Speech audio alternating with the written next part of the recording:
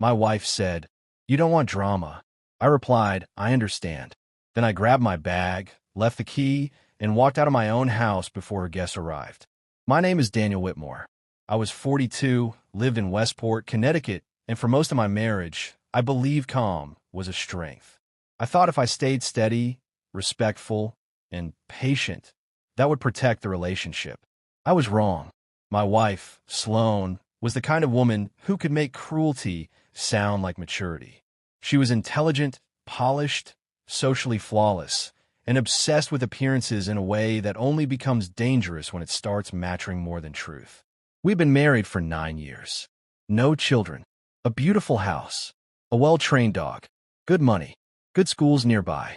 The kind of life that looks stable from the outside because nobody can see what's happening in the tone of two people who have stopped being honest. That night, I came home later than usual. She was setting the dining table for a donor dinner. Candles. Crystal. Silverware. The expensive plates we only used when she wanted people to think our marriage was elegant. I would have walked right past all of it if I hadn't opened the mudroom closet. Inside was a man's garment bag. Not mine. I took it out and placed it on the kitchen island. Sloane looked at it once and kept slicing fennel like I was interrupting her schedule. I asked, "Whose is it?" She said, "Reed's." Just like that. No hositashchen. No schum. Reed Calloway was a donor she had been talking about for months. Too often. Too carefully. Always in a tone that made me feel stupid for noticing. I asked why his suit was in my house. She said he was changing here before the dinner. I asked why. She said it made logistical sense. Then I looked at the table again. There were 9 place settings. Not 8. Not the number she had mentioned earlier in the week. 9. I asked why. She said, "I wasn't sure if you were staying." That was the moment something inside me went cold. Not angry. Clear. Because betrayal is not always a kiss you catch. Sometimes it is a decision already made without your permission. Sometimes it is realizing your wife planned an entire evening in your house and did not know whether you still belonged in it. I asked her if Reed had been there before. She didn't answer directly. She just folded her arms and said, "Daniel, you don't want drama." That sentence told me everything. Not because she confessed, because she revealed what mattered most to her. Not me, not the marriage, not truth, control. She wasn't afraid of hurting me. She was afraid I might disrupt the image she needed to maintain that night. So I said, "I understand." I went upstairs, packed 3 shirts, a jacket, jeans, toiletries, and my charger. I stood in the bedroom for a few seconds longer than I should have. Not because I was hoping she would stop me, because I was realizing how long I had been trying to protect something she had already stepped out of emotionally. When I came downstairs, she looked relieved. That part stayed with me. Relieved. As if my quiet obedience confirmed that I was still useful to her in one final way. I took the house key off my ring, placed it in the ceramic tray by the back door, picked up my bag, and left. I spent that night in a hotel 20 minutes away. At 8:17 p.m., she texted, "Thank you for handling that like an adult." That text almost made me laugh. Not because it was funny, because it was so perfectly her. She had just pushed me out of my own home and still wanted credit for my behavior. The next morning, I called my friend Graham. He had known me for nearly 20 years. After I told him everything, he asked one question. "Has she been building a story about you already?" At first, I didn't understand. Then I remembered little things. A friend asking if I was emotionally distant. My sister saying Sloane had mentioned I needed space. A couple we knew making strange comments about how hard marriage could be when one person shuts down. That was when I saw it. She had been laying groundwork.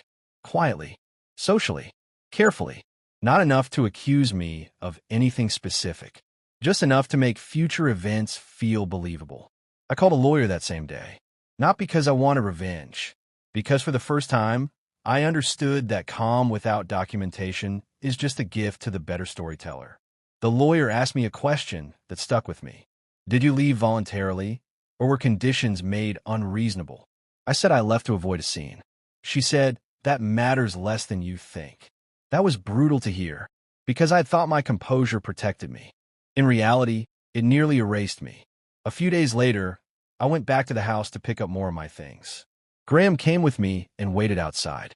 Sloane opened the door without her wedding ring on. I noticed that before I noticed anything else. Maybe because I was still wearing mine. Inside, everything looked too tidy, too corrected, like the house had already been edited. I went upstairs, collected clothes, my passport, some work files, and a framed photo of our dog. Then, in one drawer, I found a printed event sheet.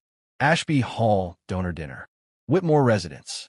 Private pre-meeting with Reed Calloway at 6:30 p.m. Private pre-meeting. Underlined in pen.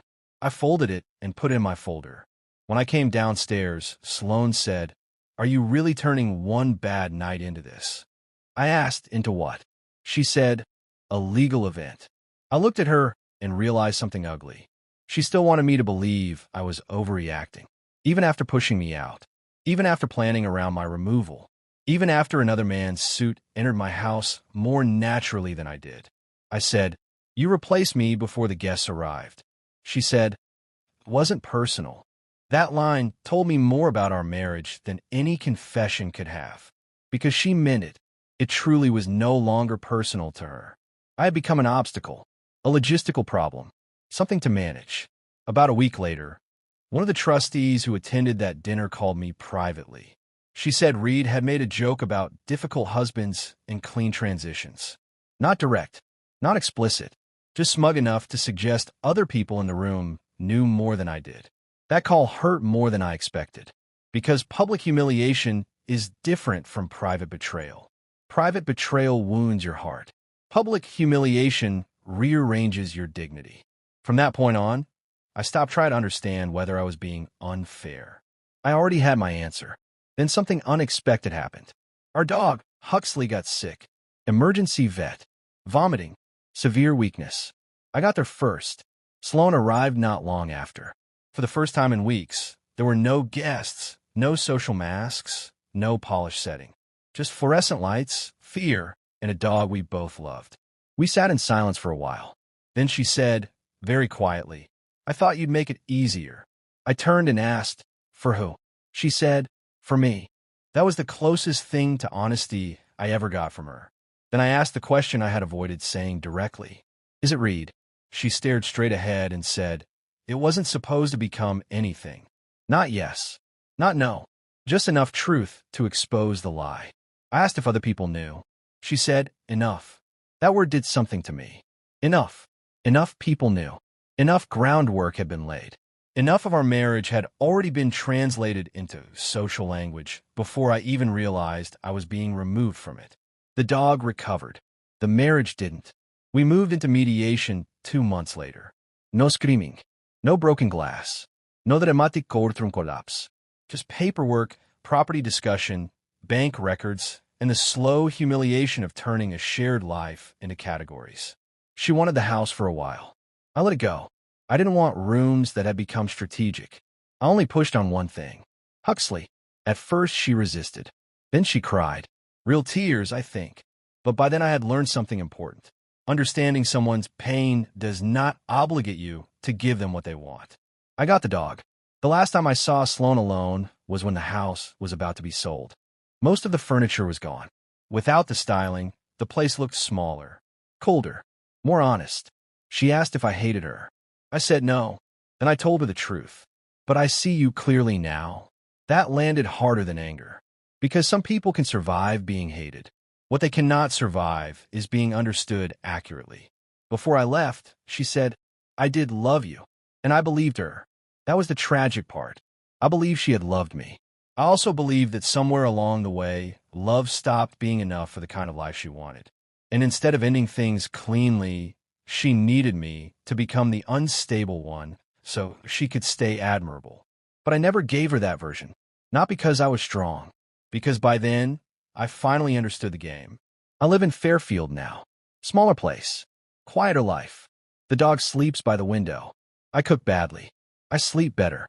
And some nights I still think about that ceramic tray by the back door. The one where I left the key. For a while, I thought that moment meant I had surrendered. Now I think it was the first honest thing I did in months. Because drama is not always shouting. Sometimes drama is the quiet rearrangement of reality around a person who still believes he is loved. And once you see that clearly, walking away is not weakness. It is accuracy.